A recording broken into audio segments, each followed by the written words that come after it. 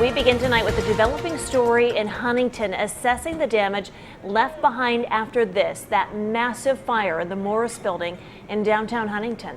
At this point, Huntington's fire chief says yesterday's fire does not appear to be suspicious, but it will take actually a few more weeks to pinpoint the exact cause. Officials say most of the fire damage was to the roof of the building, but of course, as you'd imagine, there is a lot of water damage throughout.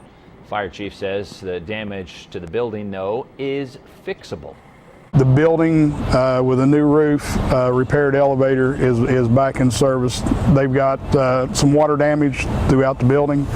News Channel 3's Dan Griffin takes a closer look at the damage and what it will take to open up the building to residents and businesses again. Yeah, well, the fire chief says the damage is extensive. He estimates that damage is between $250,000 and $500,000. County records show that the building was purchased in 2004 by its current owners for just under $600,000. Now, today, people who lived several floors up into the building got their first look inside at what's left and what's going on after all the water, and it was pretty bad. Now, people up there I spoke to who live upstairs say that there are about 4 units upstairs. One told me he believed there are about 8 tenants inside. Now, he told me that it basically looks like a war zone, dark, wet, and an overpowering smell of smoke. Many of the people inside lost their furniture, their TVs, their clothes.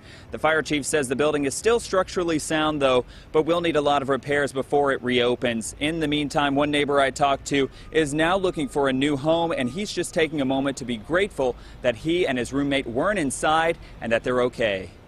These are our neighbors. He made sure that we were safely out of the building. If it wasn't for him making a fireman break down our door, we would possibly been in there and hurt.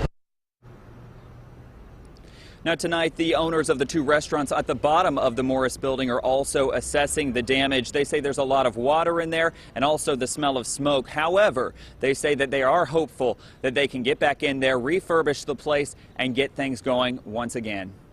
All right, thanks, Dan. In the Developmental Therapy Center, which is